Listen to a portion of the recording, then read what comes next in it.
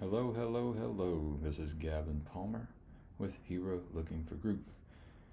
Uh, Coming to you on November 30th, 2020.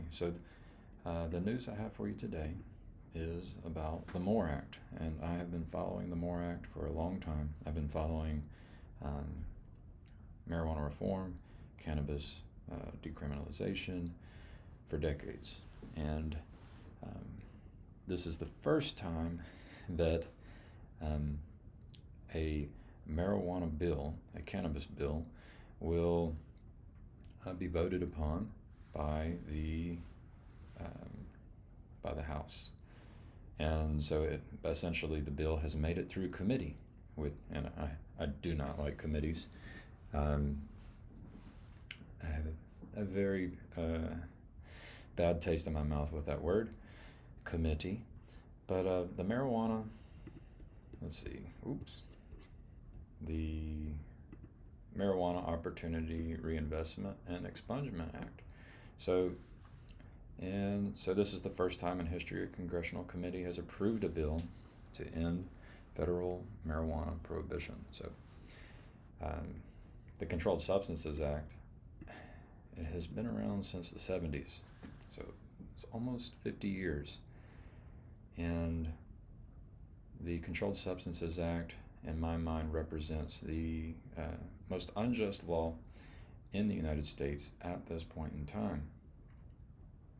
And I think the Proud Boys, Black Lives Matters, Antifa, Democrats, and Republicans should all get behind the MORE Act. It helps with many systemic problems. And like I said, I believe it's the biggest injustice in our system today. So I want to do a little bit of background. So I thought about a word. I've heard about intelligence and I've heard about emotional intelligence, but I thought I had made up a word called moral intelligence, but no, other people have written about it. But there's some good stuff here. Essentially, my claim is that these people who create laws that punish good people, they are immoral, right? So a good person has integrity, is responsible, is forgiving, is compassionate, has empathy, self-control, is conscious, respectful, kind, fair, tolerant. So if you create a law that punishes good people, moral people, then it is a bad law. In fact, it is an immoral law, and the people who created it are immoral too. And it is our duty to, it is our responsibility to undo these immoral laws.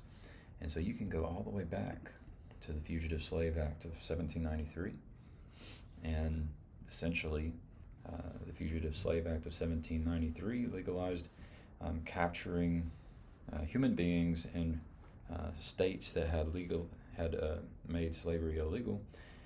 And so this is a federal law that allowed bounty hunters to capture human beings and basically haul them away back to their quote unquote masters. Sometimes they were actually free humans.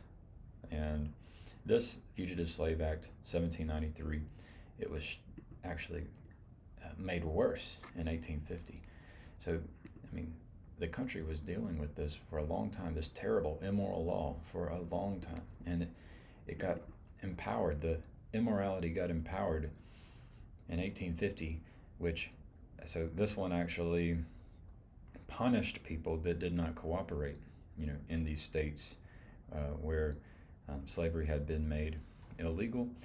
You could get punished up to a year in prison and the equivalent of $30,000 in today's value of the dollar.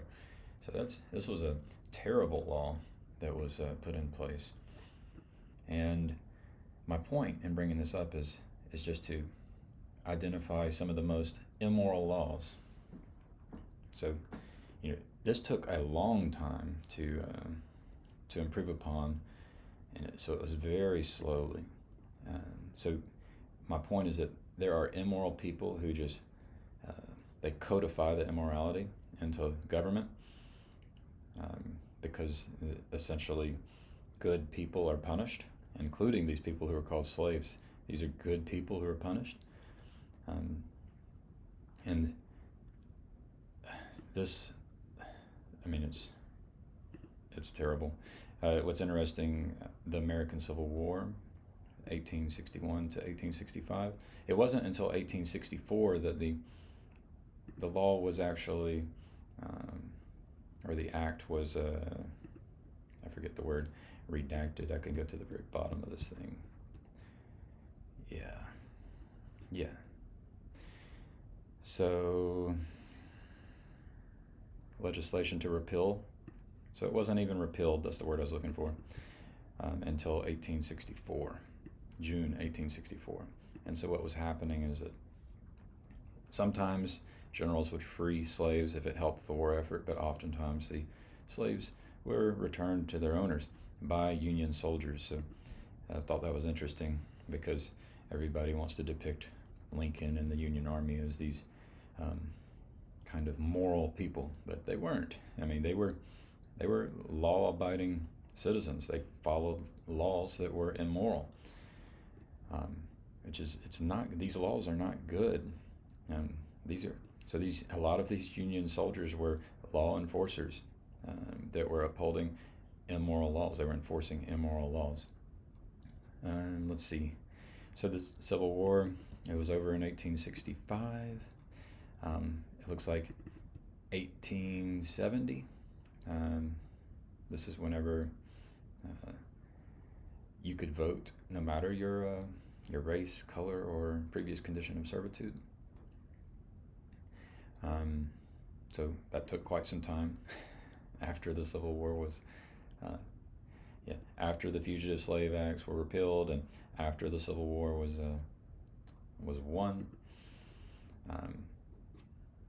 So that was 1870. You end up in 1875 with, I guess this was kind of a failed attempt at a Civil Rights Act. There was more that followed. So look at the date, 1875. Another one, 1957. I mean, decades of time pass. In between that time period, women were allowed to vote. I think this is the 19th Amendment. Yes, and there you go, 1920. So that was in there in our history. These Civil Rights Acts, they were related to states creating laws that were immoral. So it's nice when the federal government can prevent states from having immoral laws. Like, that's actually a good thing about the federal government when that happens, but it's very slow. It is very slow. Some people might say that's a feature. If you move too quickly, it could be risky. I'd say it's moving just way too slow. People, moral and intelligent people, need to have their voices rise up above the noise to identify the laws that need to be done next, that are more important than all the other laws. So, it would be great if the moral elite actually were identified and listened to. And back to the MORE Act, or the Controlled Substances Act. This thing is terrible. Essentially, when you put something in the Schedule 1, you were saying there is no accepted medical use. So you have people who have basically said the science is complete, and it doesn't matter if the next Einstein of medicine comes along. They will not be able to discover a way of using the substance in a beneficial way that's acceptable. And so this is just arrogant. It's arrogant. It's disrespectful. It lacks compassion. So yeah, this is essentially you're saying that the most intelligent, responsible people should not be able to study anything that's in Schedule 1. It's terrible. what you're also doing with this Controlled Substances Act, what happens, and history can tell us, is that you end up with law enforcers who they can get punished if they don't do what they're supposed to with regard to the law. And then when they try to do the law, enforce the law, they have bias. And so this is where claims of racism can be legitimate, because you end up with human beings with bias who are enforcing the law. It's a bad situation. So I'm looking forward to the vote. I hope that cannabis is removed from the controlled substances list, from this list of scheduled substances. And I would like to see an acceleration of decriminalization efforts, whereby we can have a better justice system. I mean, ultimately, our justice system is failing. Our justice system is failing, and it has been failing for decades. You have, the Fugitive Slave Act. You have the laws which were quote unquote separate but equal, that basically required businesses to segregate, and these were at the state level. And now you have these laws where if you grow a cannabis plant, you can have your children taken away from you, and you can be locked in a cage. And so ending the war on drugs is very important.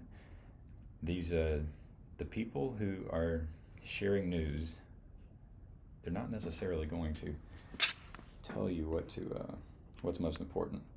Like, I think this is the most important issue, but what do they think the most important issue is? If I go to YouTube, let's see, where is the news? There's a news section, right? How do I get to the news? I've seen the news section before. There's COVID-19 news. So, but yeah, they want you to be aware of COVID-19. YouTube does. But let's look for news. This is a Koja looking for news. There's some COVID-19 related rescue fund. I'm not sure what that is. And I guess I could just, what's interesting, Fox News, CNN, NBC News. I mean, is this really news? The first link? They're talking about, this is election data. So they're not talking about the MORE Act, the most important issue facing our country. And, what is CNN talking about? Where is there anything about the MORE Act? Search MORE. No. Yeah, so these people are terrible. They don't even understand. I would say they're not concerned about morality.